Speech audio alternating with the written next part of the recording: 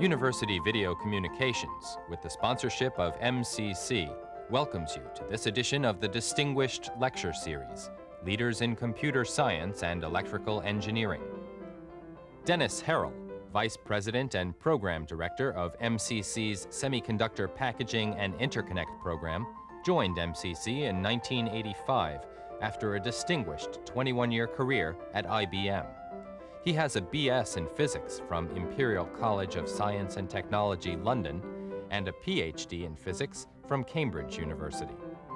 In this lecture, Dr. Herrell sets the technical and economic goals for advanced packaging, making the point that future chip development is dependent upon the development of packaging technology. He outlines the critical considerations for packaging design in the 90s, illustrating his talk with MCC developments like the multi-chip module. Dennis Herrell. Packaging and interconnect technology has been one of the areas of most exciting work in the recent years. Chips need to be connected into systems, and this is the area that packaging and interconnect tries to cover. Chip technology has been improving dramatically through the 1980s, and that improvement is going to continue through the 1990s. We're going to move to finer and finer line technologies of the chip. We're presently working in the domain of maybe 1 micron, 0.8 micron for the line widths on these chips. And we're going to get to much smaller line widths as we go through the 1990s, so that we're down to maybe a third of the micron by the time we get to the year 2000. Larger chips will be coming along. At the present moment, chips are only less than 1 centimeter on a side. They're going to be 2 or maybe even 3 centimeters by the year 2000. So that is where chip technology is going to take us.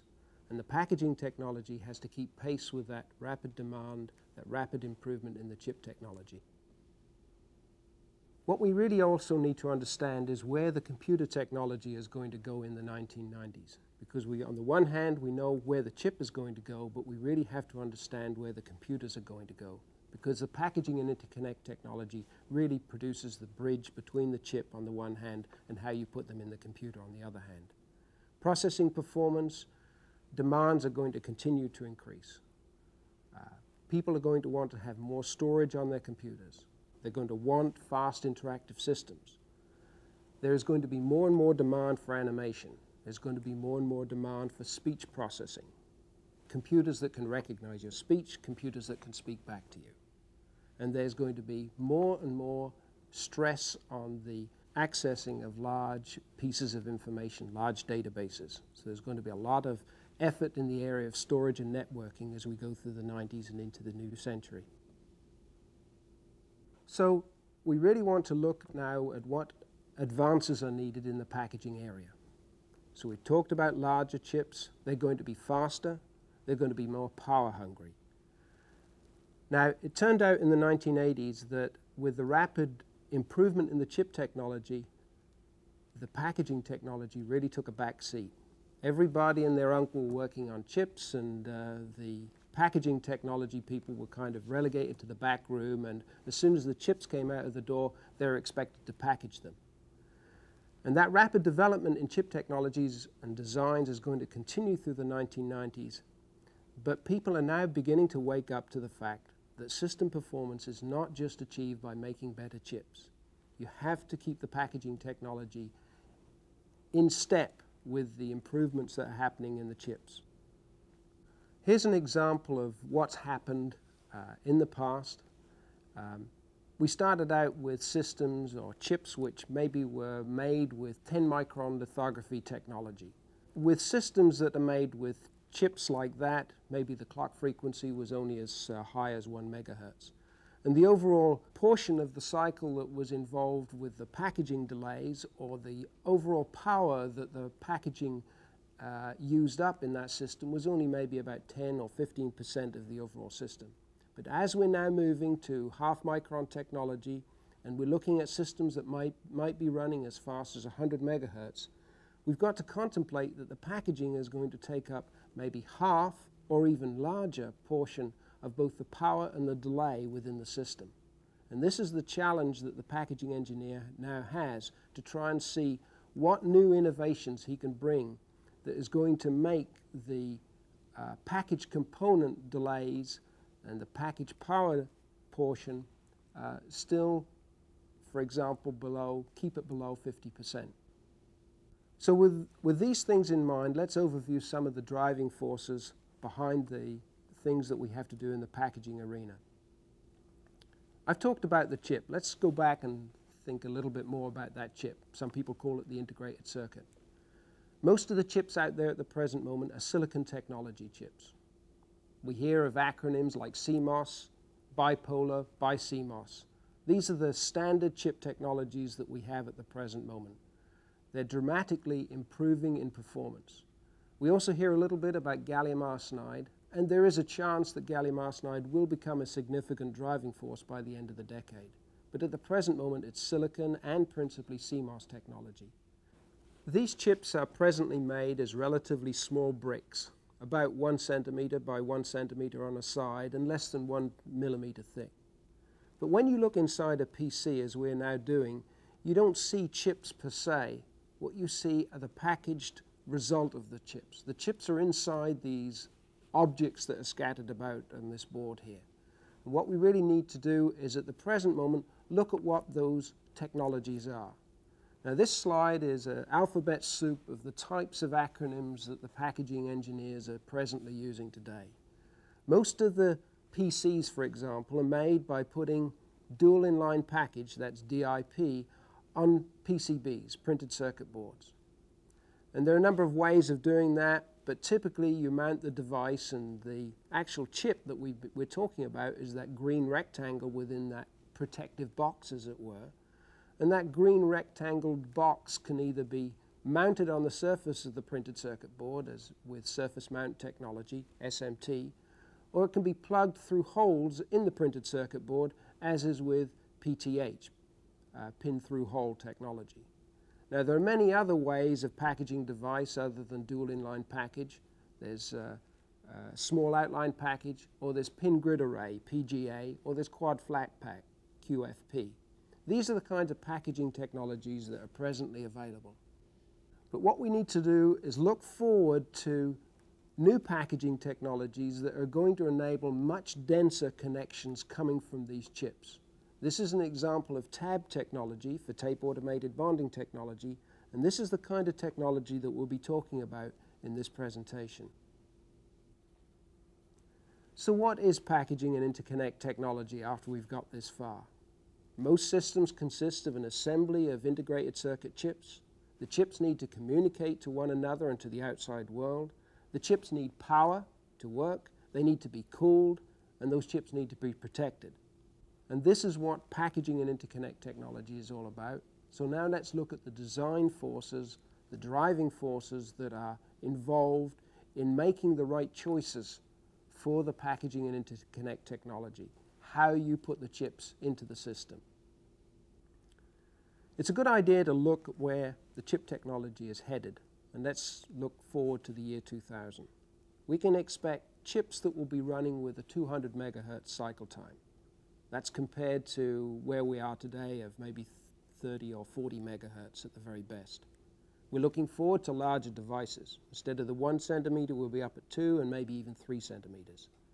We're going to be looking at more I/O. That's the number of pins, that's the number of connections that come off the chip. At the present moment, maybe chips go up to 400 I/O. We'll be looking to over 1,000 I/O by the time we get to the year 2000. And also these chips are going to be hotter. Presently, chips may be no more than 5 watts, and now we're talking about looking forward to having 50-watt chips. So we're going to be, in summary, 10 times faster, maybe 2 or 3 times larger, maybe 2 or 3 times more I/O, and certainly almost 10 times hotter for these chips. That's the challenge that we face. Where are the systems heading? Well, we've already said some things about this. They're going to be faster, they're going to be more powerful. We've already seen a progression of 5 megahertz to maybe 30 megahertz with regards to PCs. And we've got to ask ourselves now, what's needed beyond that single chip packaging on the printed circuit board that we've been talking about? Now, in the past, the supercomputer manufacturers, the mainframe manufacturers have found that as they went above 50 megahertz for their system clock, They needed to go out of the single chip packaging and PCB. They needed to go to something called multi-chip module technology. And that's what I'm going to be talking about for the rest of this talk. Let's just look at the microprocessor chips to put this all in perspective. Here are some historical trends of microprocessor chips through the decades of the 70s and 80s, going into the 90s. There is no reason at the present moment to not expect that this chip technology will continue to improve in performance. And so you can clearly see that by the year 2000, the performance expectations of microprocessors are going to be well over 100 megahertz. There are very good cases that it could possibly be over 1 gigahertz, 1000 megahertz.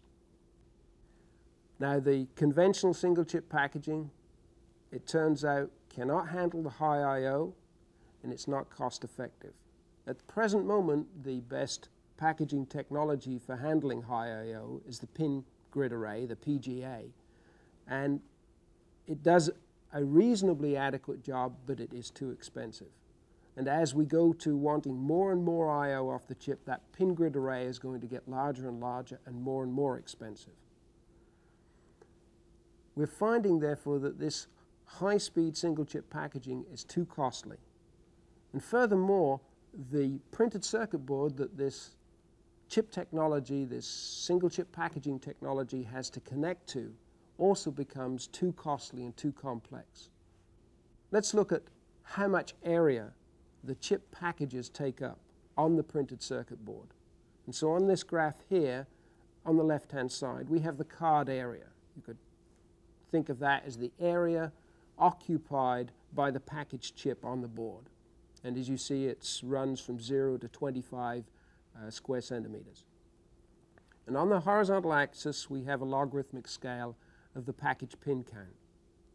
You can see from this graph that really the dual inline package is lost if you want to have more than 64 I/O from a particular chip. It just begins to consume too much area on the board.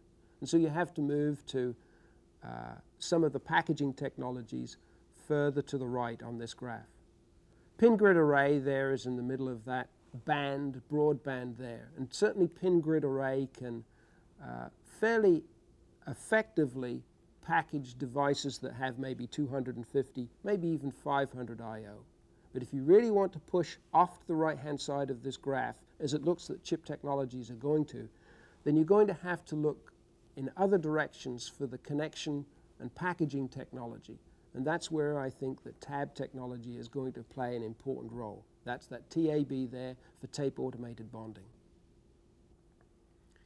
And that board that I referred to, the way that you get the interconnectivity in the board, that is all the wires that need to connect between these packaged chips, the present way of doing that is to increase the number of layers in the board.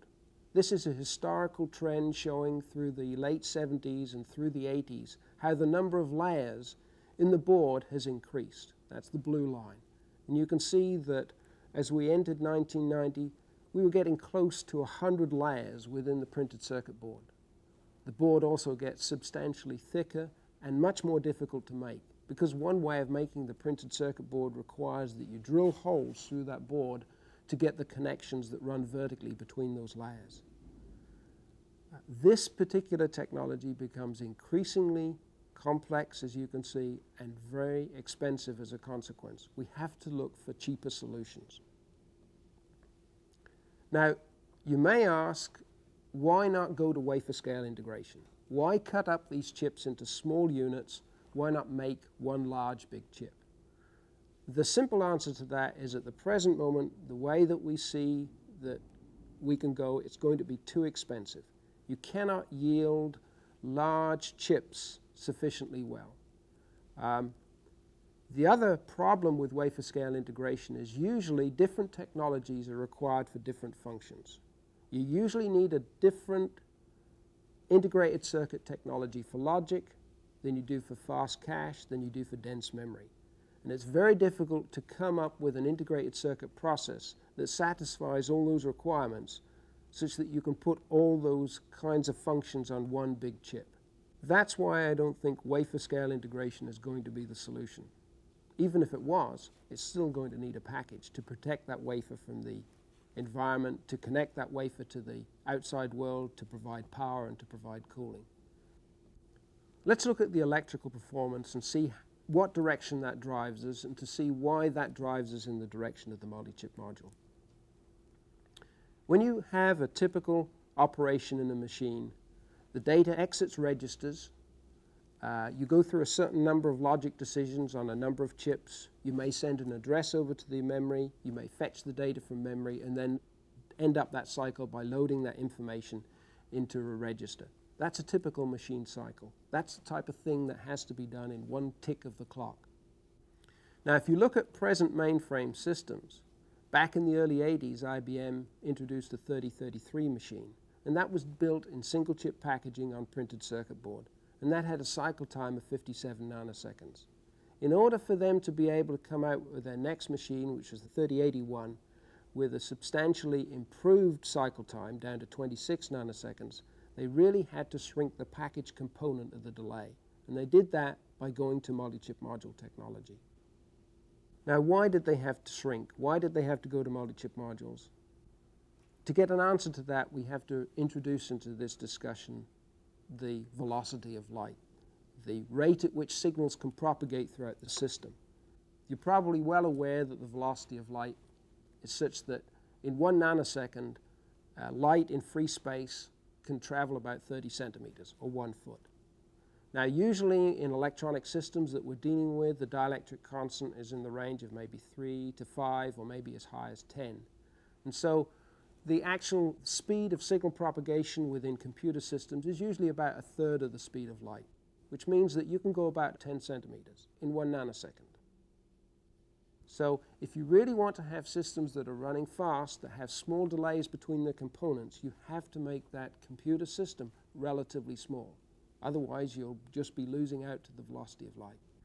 Now, we need to look at the signal fidelity as we send signals between the chips.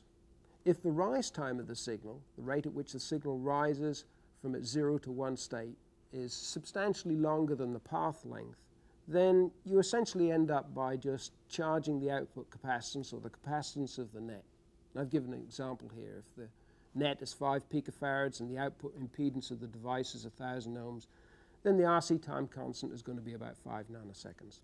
And this is shown diagrammatically here. On the left-hand side, we have a driver. I've shown a Thevenin equivalent for that driver. That steps up in voltage, but the output, as indicated, rises with a time constant of RC. We have a typical exponential rise of the signal at the receiver end, which is the right-hand side of this graphic.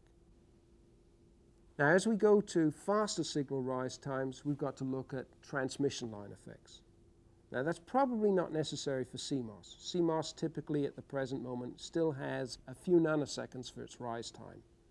But ECL is a sub-nanosecond technology. ECL is emitter coupled logic, and it has rise times of the order of 100 or 200 picoseconds at the present moment.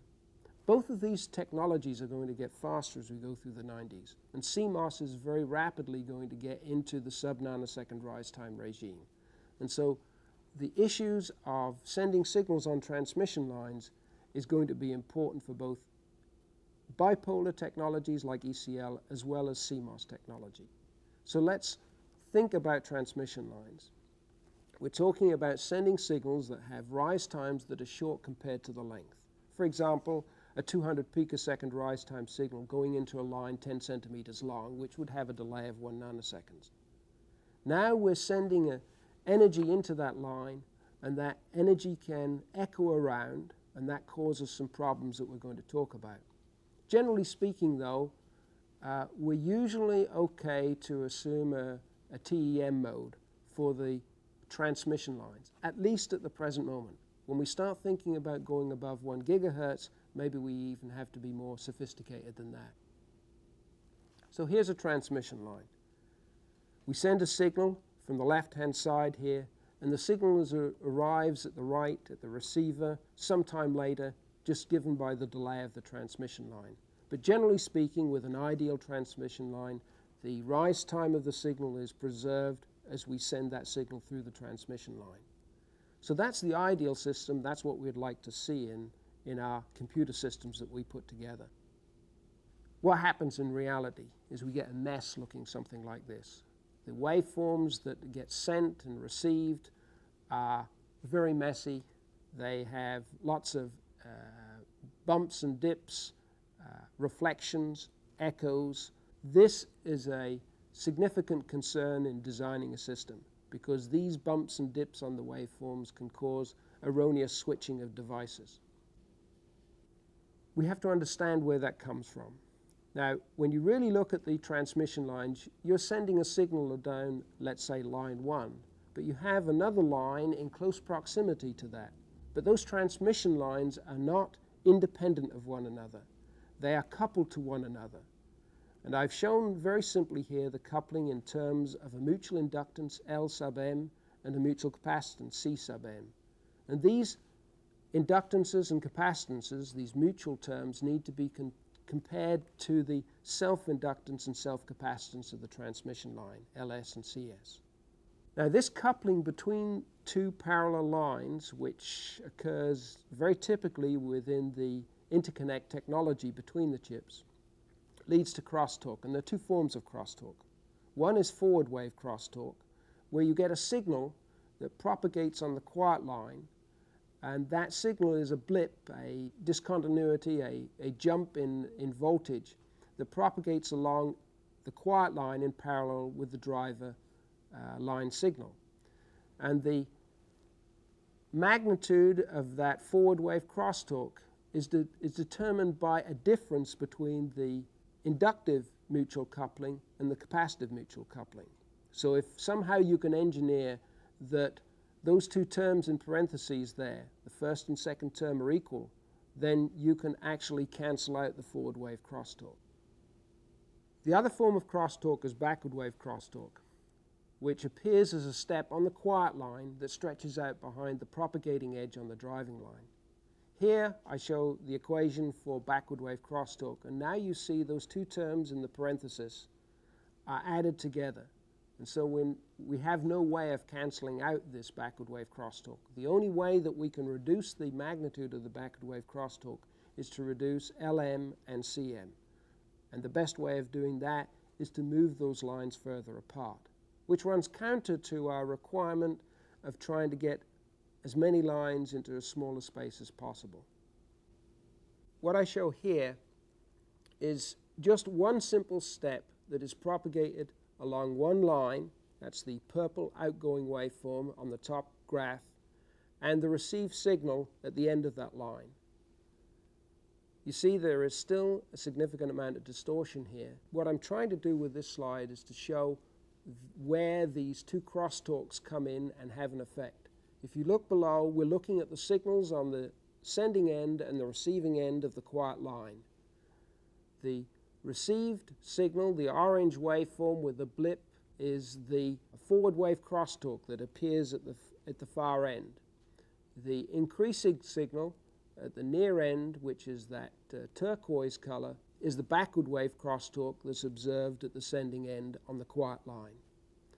These are the types of effects that have to be taken into account in designing the interconnect technology that connects the signals between the chips. Now, in addition to just the transmission line effects that I've talked about, we have to consider the discontinuities in that transmission line. And those discontinuities come through vertical vias within the interconnect technology, or in particular, the connections that are made between the chip and the interconnect, or the connections that are made between one portion of the interconnect and the next as we go through a connector. So we're talking about the discontinuities associated with chip connections, connectors, and vias in the interconnect.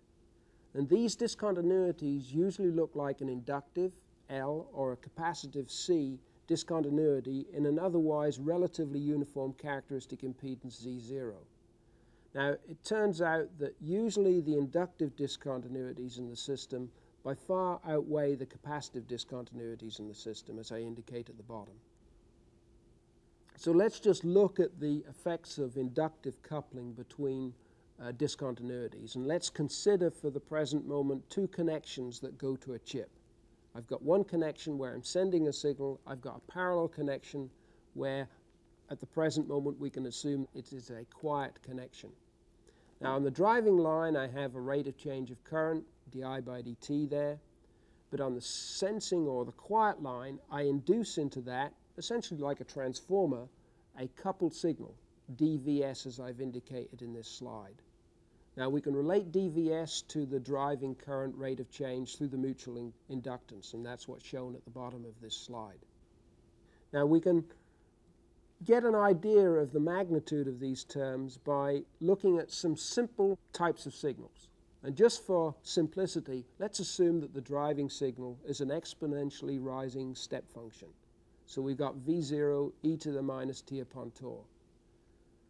Now, the drive current, because we're dealing with a transmission line with a characteristic impedance of Z0, ID is the drive voltage Vd divided by Z0. The induced voltage in the adjacent line due to this inductive discontinuity is as shown in the next equation. We've got the factor of 2 there in the denominator because that disturbance that is induced into this inductive discontinuity propagates away in both directions, towards the driver and towards the receiver. So that's where the factor of 2 comes from. Substituting for di by dt in that equation, we now get the magnitude of the disturb on the quiet line is given by the mutual inductance divided by 2z0 times t, and this t in this particular case is the time constant of the exponential. So if we plug some figures in here, which are fairly typical, if we think of a chip connection, which could be a wire bond or a tab connection, the mutual inductance might be about 500 picohenries. We'll typically deal with systems with a characteristic impedance of 50 ohms. And let's say we have a rise time of the order of 500 picoseconds. Then plugging it into that equation, we can expect a disturbance due to this inductive coupling between these discontinuities. We can expect a disturbance of 1%. Now that's 1% from the line to the left. If there is at the same time a simultaneous signal on the line to the right, there's another 1% coming from that. And so that these discontinuities can, in principle, add up the disturbances on the quiet lines. And this is one of the things that you have to be very careful with and is a significant factor in how you design the systems. Now, while we're talking about these inductive discontinuities, let's just look at one other area that causes a lot of headache, and that is the power delivered. Usually the voltage rails that go to a chip are between 1 and 5 volts. And you require a voltage regulation to be better than 10%. We want to avoid false operation from power disturbs. Those power disturbs are generally caused by the inductance of the connection of the power to the chip. A good example of this problem is in your home environment if you don't have a very good power distribution system to your house. Whenever the compressor on, shall we say, your refrigerator turns on, it draws additional current from the power supply. If you don't have a good connection to the power supply, there's too much inductance in that, then as that compressor turns on, then maybe the picture on your television shrinks because the overall power delivered to other items that you have in your house instantaneously drops. This is the kind of brownout effect that you might have. You can have that on the chip. It is a very severe problem. It is one of the most challenging problems to the designer of the package system, to the designer of computers, in fact. Usually the significant event that causes power disturbs is simultaneous switching, when a particular chip has to send a whole word of information to another chip. That means all the off-chip drivers are switching together. That's the simultaneity factor. They all switch together. They all are suddenly demanding additional power from the power supply. And if there is substantial inductance in that power supply connection, then the power will instantaneously drop to the chip. This is the delta I problem, and it's once again related to the inductance of that connection of the power to the chip through the usual equation for inductive discontinuities. Here's a diagram to try and illustrate how that happens. We have an active driver. It tries to send a signal off the chip into that transmission line. As the active driver switches, because of the inductance in that connection of the power supply to plus V there, the power drops momentarily to the active drivers. That has the effect of causing some distortion on the sent waveform from the active driver. It also has an effect upon quiet circuits, circuits that are not actually switching at this point in time. You get disturbances propagated out from quiet drivers, for example. And so the active receiver sees a distorted waveform. The quiet receiver sees some distortion which is sent to it because the quiet driver was disturbed through the power supply connection. This is a significant challenge as we go to higher performance systems to worry about these power disturbs and to minimize these power disturbs. For the remainder of this presentation, I'd like to look at the future directions for packaging technology, in particular illustrate that with the work that we're doing at MCC. And so let's start with a picture on the puzzle box. What does a multi-chip module look like? Here's an example of some work that we've recently completed. It's a multi-chip module approximately 2.5 inches square and contains 18 chips. It is a dual avionics 1750A signal processor. That's nothing more to say than it's really like a PC, but it's a PC that finds its way into many pieces of military avionics. What you see here are the bare chips attached to a high-density interconnect. So instead of taking the chips, putting it in a single chip package, and then connecting those chips on a printed circuit board, what we do now is we try and cluster as many chips as we possibly can within, in this particular case, a 2.5 inch square box, and connect those chips together and only have a relatively few number of I/O or interconnections out to the next level of package, which typically could be, once again, a printed circuit board, but nonetheless could be a far simpler printed circuit board than if we'd taken these chips, put them in single chip packages, and then connected those chips directly to the printed circuit board. So this is the kind of technology that I'm going to be talking about for the remainder of this talk. What's our driving force for the technologies that we're putting together? We've adopted a super workstation as a driving force for this work. We're looking at the future of desktop computing, if you will. What is the engineer going to be using in the mid-1990s? Or what is the engineer going to be using by the year 2000? So let's consider what a super workstation for the 90s might look like. One of the attributes is it's going to be very fast. We have chosen a 3 nanosecond cycle time as the goal for our activity. 3 nanosecond cycle time means that this system will be running with approximately a 300 megahertz clock. How big should this system be? Well, one measure of bigness of the system is how many gates are going to be in the CPU. We want to package 10 million gates within the CPU. 10 million gates is approximately 2, 3, maybe 4 times larger than present supercomputers. Whether it's a uni or a multiprocessor, I don't know. Let's just for the time being consider a uniprocessor of 10 million gates running with a 3 nanosecond cycle time. One of the things that we first need to consider is how does the multi-chip module get us over that 50 megahertz barrier? Here's one view of what the packaging technology of that super workstation would look like. I show 4 multi-chip modules connected together in a stack. Each multi-chip module would contain, let's say, 25 chips. Therefore, each multi-chip module would contain maybe 2.5 million gates. Each module needs to be removable, as I've shown with that third module there being removed. There are connections that have to run between the modules, and I show those connections going through these side panels on either side. We have to work out how we're going to power and cool these modules, and cooling is going to be a significant challenge.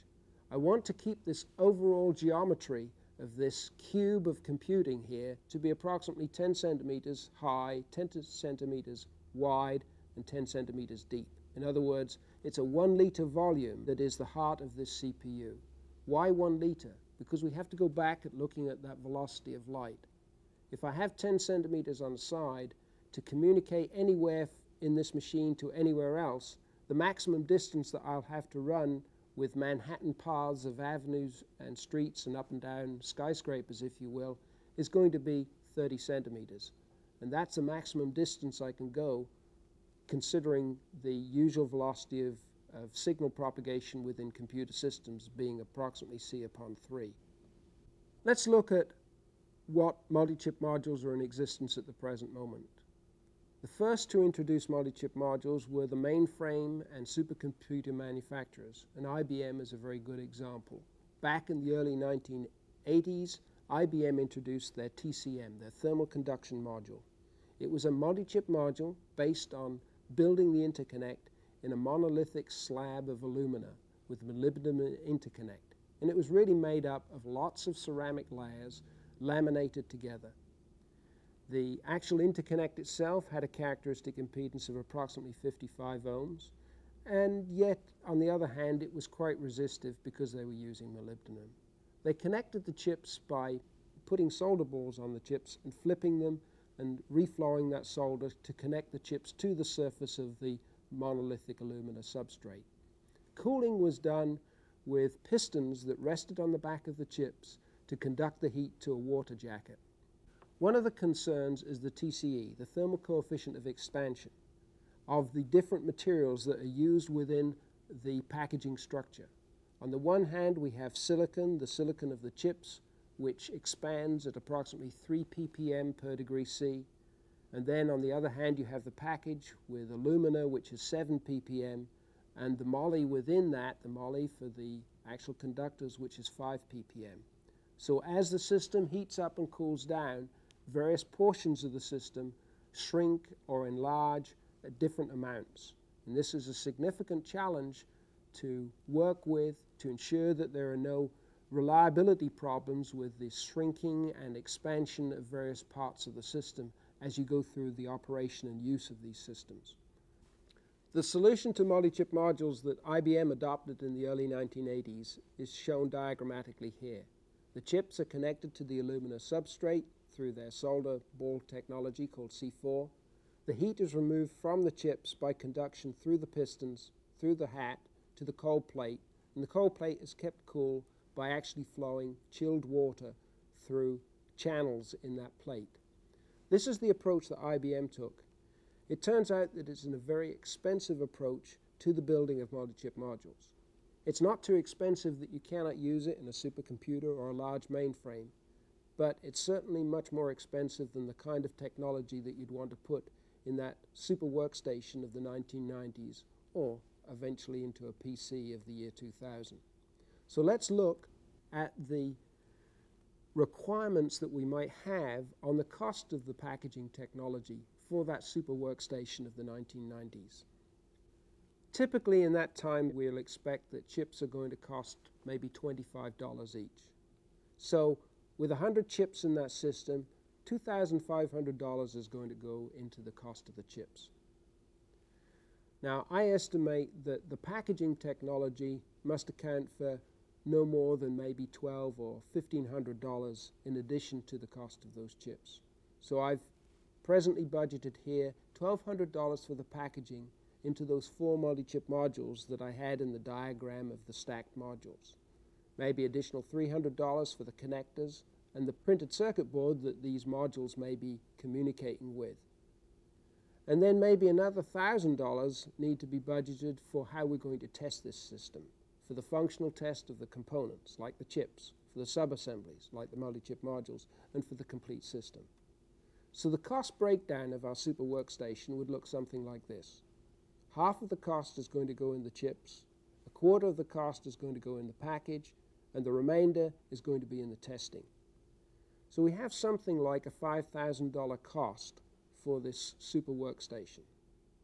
So what are the challenges to this system? I've put a lot of emphasis on cost, and I think that's an important message that I want to get across. There is always, generally speaking in this area, you can always find a technical solution to a problem. It turns out that many technical solutions are far too costly, and it is the low-cost solutions that are going to be the effective solutions that are finally going to find their way to the marketplace. So it's very easy to get blinded by great technology You can lose sight of the market needs. You've got to focus on cost, and that is really the challenge that we're trying to tackle at MCC at the present moment. And let me give you some examples of the technology and where those cost and performance requirements come to play. For the interconnect between the chips in the multi-chip module, we've chosen an approach which uses copper and polyimide. So that's the acronym at the top there, CUPI, copper polyimide. And we've adopted an approach that we believe will ultimately lead to very low-cost manufacturing of the high density of interconnect that is needed to run the communications between the chips. We're taking an approach of plating for making up the copper layers. We're taking an approach of very simply polishing for planarizing the structures. As you build up multi-layer structures, they can very easily and very rapidly get out of being planar because of the patterning of the structures that you're making. You end up with non-planar structures if you're not careful. And so we've adopted an approach of polishing for achieving the planarization. We're typically making conductors that are 5 microns thick and maybe 15 microns wide. Similarly, the insulator, the polyimide in this particular case, is of the order of 15 microns thick. With the kinds of structures that we're building then, we end up with transmission lines used for communicating between the chips, transmission lines that have a characteristic impedance in the range of 50 ohms. It can be as low as 40, it can be as high as 70 or 80. It depends on what you want to do as far as how you want to design it. We find that this kind of structure is very suitable for passing signals with rise times of less than 200 picoseconds. At the bottom of this slide, I've introduced a new parameter, that of the thermal performance of the package. We want to try and achieve less than half a degree C per watt per square centimeter for the cooling of the chips, for the thermal path between the chip and where we've put the heat sink. That means that a 10-watt chip, 1 square centimeter, would be no more than 5 degrees centigrade above the temperature of the heat sink. Here's an example of the copper polyimide technology that we're making at MCC. First, what you see, this is a section through it. What you see at the very bottom is the rough surface of the substrate on which this is made. We're typically working with alumina. We could use silicon. We could actually use a metal. What we build up are then, on top of that substrate, are the layers that are going to be used for the interconnect between the chips. In this particular case, we've got 5 layers of interconnect. We can call them X, Y, power, and ground. And then at the top, we have the bond pad layer where the chip connections are going to be connected to. This is the kind of technology that we're building. The line widths that you see there to the right are of the order of 10 microns wide with a 10 micron spacing. And they're about 5 microns thick. These lines, in this particular case, being only 10 microns apart, are really too close.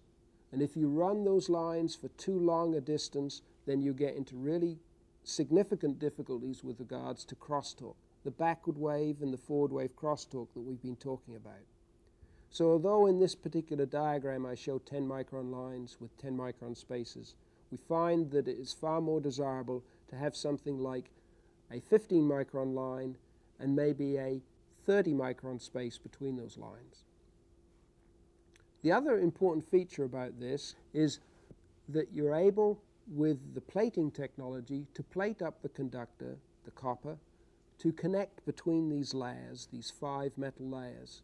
You can plate that copper up vertically, as is shown right down the middle of the slide.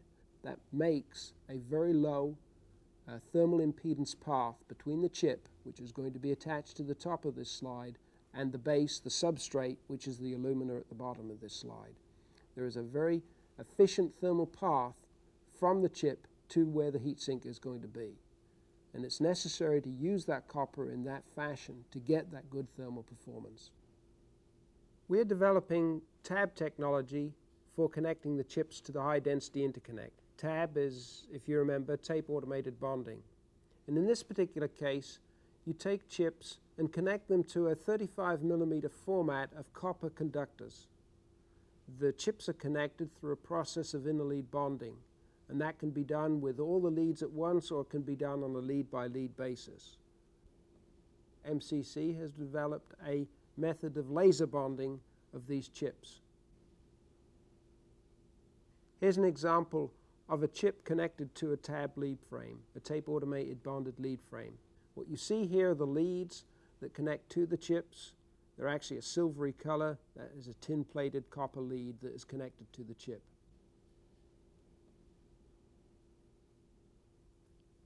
The next stage is to take and cut the leads and the chip away from the tape frame and then bond them to the high-density interconnect. And this is a view of some chips, or more precisely the corners of chips that have been connected to high-density interconnect. You see the very fine connections that are made between the chips. The bars that are resting on top of those connections are actually polyimide stiffening rings to hold the leads in place before the connections are made. So from the top of the chip, the leads run out, they are bent down, and then they are connected to the top surface of the interconnect. In this particular example, the leads are spaced where they make connection to the high-density interconnect. The leads are spaced at approximately 10 mils. Now let's look at the cooling problems.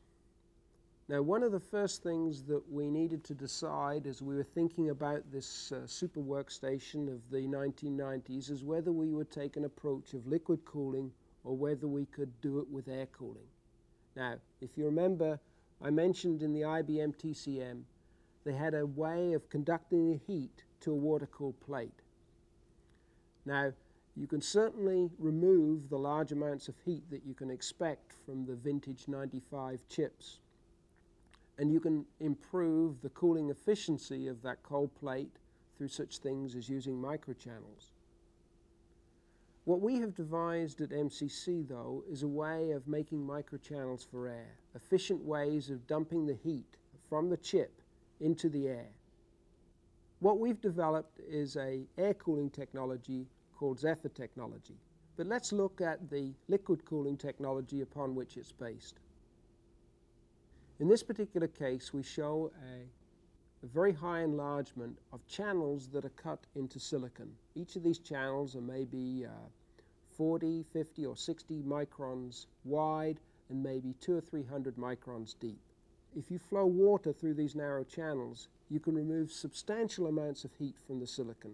This work was done in the early 1980s by Tuckerman and Pease at Stanford. This is a very efficient way of removing heat from the silicon.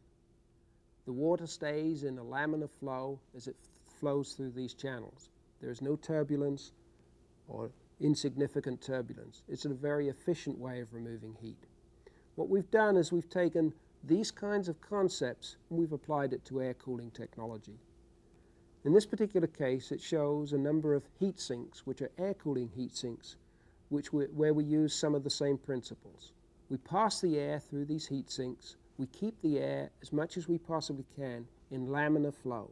That is most efficient from the point of view of transferring the heat between the heat sink and the air, and is also very important at being able to keep down the noise of the cooling of the air.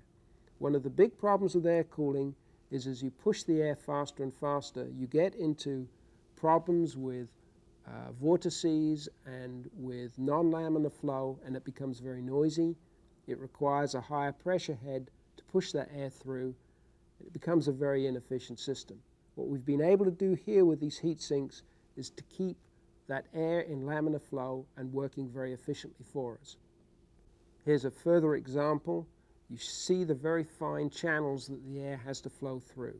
The air actually enters in the center and flows out down the two diagonal sides lower in the picture.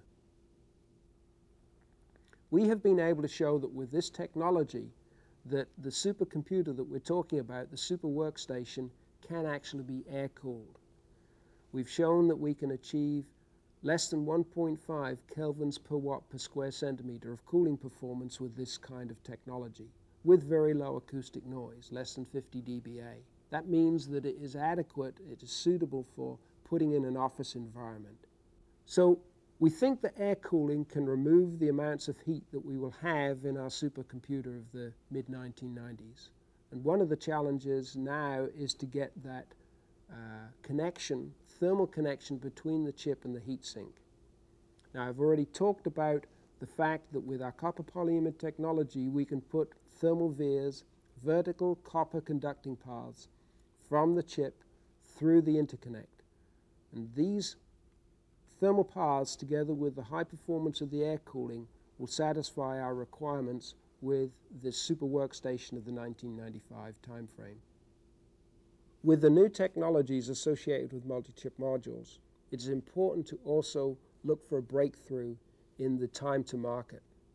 Time to market becomes extremely important. Design iterations at the present moment can take far too long, over a year. We need a way of fast prototyping hardware. We need a way of rapidly getting new designs into manufacturing, because rapid demonstration of capability wins contracts and customers. We have developed at MCC one way of doing this with something that we call Quick Turnaround Interconnect, QTAI. Rather than defining each level in the structure of the interconnect, we predefine power, ground, X and Y signals, such that they're the same for all applications. And what we do is we just personalize for a specific application by putting links on the surface and defining where the pads are, as is shown in the next slide.